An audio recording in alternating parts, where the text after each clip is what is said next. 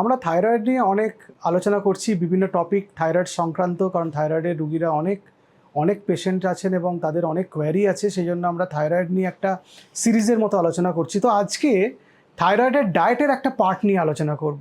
তো হাইপোথাইরয়েডিজম হলে ডাক্তারবাবুরা আমরা সাধারণত পেশেন্টদের বলি যে আপনারা ক্রুসিফেরাস ভেজিটেবলস একটু কম খাবেন। তো ক্রুসিফেরাস ভেজিটেবলস কি, কেন কম খাবেন, কতটা খাবেন, খেলে আদৌ কোনো ক্ষতি হয় কি না, এই ব্যাপারে আজকে আমাদের এই ভিডিওতে আমরা আলোচনা করব। নমস্কার, আমার নাম ডক্টর এস এ মল্লিক। আমি একজন ফিজিশিয়ান।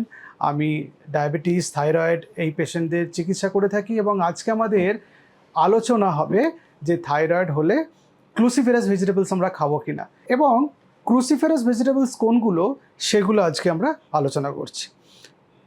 ফুলকপি, বাঁধাকপি বা ব্রকলি বা কেল বা ব্রাসেল স্প্রাউট, এগুলোকে ক্রুসিফেরাস ভেজিটেবলস বলে।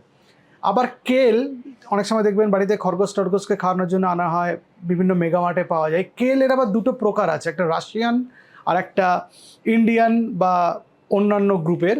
এই রাশিয়ান যে কেল ভ্যারিয়েশনটা আছে সেটার হাইপোথাইরয়েডিজমে ইম্প্যাক্ট অনেক বেশি। এবার আপনি যদি বলেন আমার তো থাইরয়েড নেই ডাক্তারবাবু, তাহলে আমি কি ফুলকপি, বাঁধাকপি, ব্রকলি এইসব খেলে আমার কি থাইরয়েড হয়ে যাবে? ব্যাপারটা তা নয়, সেই ব্যাপারে কোনো গবেষণাতে প্রমাণপত্র পাওয়া যায়নি।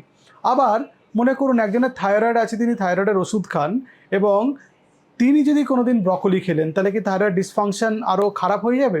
বা থাইরয়েডের যে প্রবলেম ছিল সেই প্রবলেমটা কি আরও বেড়ে যাবে? সেটাও একদম সত্যি নয়। আসলে এই যে স্টাডিগুলো হয়েছে ক্রুসিফেরাস ভেজিটেবলসকে নিয়ে, অনেকটা বেশি পরিমাণে ক্রুসিফেরাস ভেজিটেবলস খেলে তাদের এই প্রবলেমগুলো হতে পারে।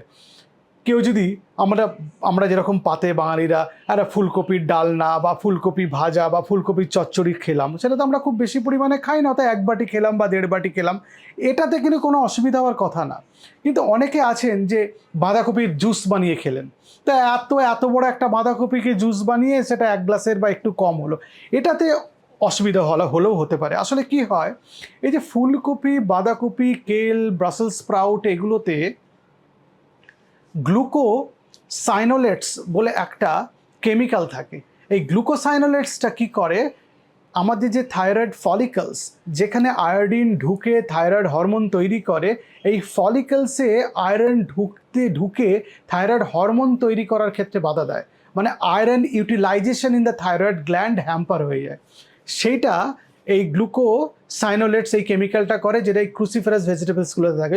স্পেশাল স্মেল থাকে, একটা সালফার, তো গ্লুকোসাইনোলেটস একটা সালফার কম্পাউন্ড, ওই জন্য এই ভেজিটেবলসগুলো একটা স্পেশাল একটা সালফারের স্মেল থাকে।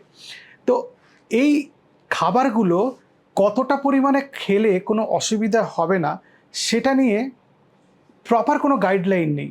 তবে আমরা বলি, আমরা বাঙালিরা যেরকম ফুলকপি, বাঁধাকপি খাই, ব্রকলি খাই, আমরা তার রোজ খাই না। আমরা হয়তো সপ্তাহে 2 দিন খেলাম বা মাসে 6 দিন খেলাম, অল্প পরিমাণে খাই, তাতে খুব একটা অসুবিধা হওয়ার কথা নয়। এবার কেউ সোয়া অনেক খান আর কি, সকালে খাচ্ছেন, সন্ধ্যেবেলা খাচ্ছেন, পরের দিন সকালে খাচ্ছেন, পরের দিন রাত্রে খাচ্ছেন, তাদের থাইরয়েডের যদি প্রবলেম থাকে, আমি বলি একটু কম খান, একটু বুঝে খান, মানে একটু কন্ট্রোল করে খান, প্রচুর পরিমাণে খাবেন না। তো রেগুলার খাবারের মধ্যে আমরা এটাকে রাখতেই পারি, কোনো অসুবিধা নেই, কিন্তু আমরা অধিক পরিমাণে খাবো না। প্রত্যেক দিনই সকালে ফুলকপি, রাত্রে বাঁধাকপি, সন্ধ্যেবেলাতে ব্রকলি সেদ্ধ, এইসব খেয়ে পরপর খেতে থাকছি, ব্যাপারটা একটু অ্যাভয়েড করা দরকার। আপনি সপ্তাহে 1-2 দিন খেলেন, বাড়িতে ফুলকপি খেলেন অথবা বাঁধাকপি বা ব্রকলির কিছু একটা প্রিপারেশন করে খেলেন, তাতে আমার মনে হয় হাইপোথাইরয়েডিজমে কোনো প্রবলেম হওয়ার কথা নয়। তবে বিভিন্ন স্টাডিতে দেখা গেছে এই যে ক্রুসিফেরাস ভেজিটেবলসগুলো, মানে ফুলকপি, বাঁধাকপি, ব্রকলি, যদি রান্না করে খাওয়া যায়, তার সাইড এফেক্ট হাইপোথাইরয়েডিজমে অনেক কম। অনেকে কী হয়, বাঁধাকপি স্যালাড খাচ্ছেন কাঁচা, সেটা আপনি অ্যাভয়েড করতে পারেন, অথবা ব্রকলি খাচ্ছেন স্যালাডের মধ্যে, সেটা অ্যাভয়েড করতে পারেন। আর যেসব জায়গায় আয়োডিন ডেফিসিয়েন্সি আছে, আয়োডিন ডেফিসিয়েন্সি খুব ইম্পর্ট্যান্ট একটা, আমি বলেছি আগে যে সারা পৃথিবীতে যত হাইপোথাইরয়েডিজম আছে তার মেজরিটি হচ্ছে আয়োডিন ডেফিসিয়েন্সিতে, এবং যেই জায়গাগুলোতে আয়োডিন ডেফিসিয়েন্সি নেই সেখানে যদি হাইপোথাইরয়েডিজমের প্রিভ্যালেন্স দেখা হয়, তাহলে কমনেস্ট হচ্ছে হাশিমোটোস থাইরয়েডাইটিস। তো আমি বলি, যেই জায়গাগুলোতে আয়োডিন ডেফিসিয়েন্সি আছে, ইন্ডিয়ার অনেক জায়গাতেই আছে, তো তারা একটু কম ক্রুসিফেরাস ভেজিটেবলস খান, খেলেও রান্না করে খান। আর কোনো অসুবিধা থাকলে আপনার ডাক্তারবাবু যিনি চিকিৎসা করছেন তাকে জিজ্ঞেস করুন, ডাক্তারকে ভিজিট করুন। একবার থাইরয়েডের ওষুধের ডোজ ডাক্তারবাবু শুরু করেছেন বলে সেটাই 4 বছর ধরে খেয়ে যাচ্ছেন, ব্যাপারটা যাতে না হয়, অন্তত 6 মাস ছাড়া ছাড়া থাইরয়েডের ডোজ অ্যাডজাস্টমেন্টের প্রয়োজন হতে পারে, টেস্টের দরকার হতে পারে। এবং আইডিয়ালি TSH 1 থেকে 3 মিলি ইন্টারন্যাশনাল ইউনিট পার লিটার এরকম ডোজে রাখতে হয় আর কি, মানে এমনভাবে থাইরয়েডের ওষুধের ডোজটা আমাদের ক্যালকুলেট করতে হয়।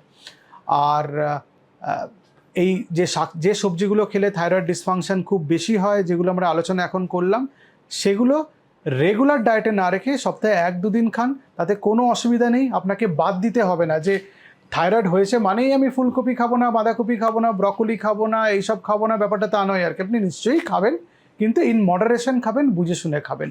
নমস্কার।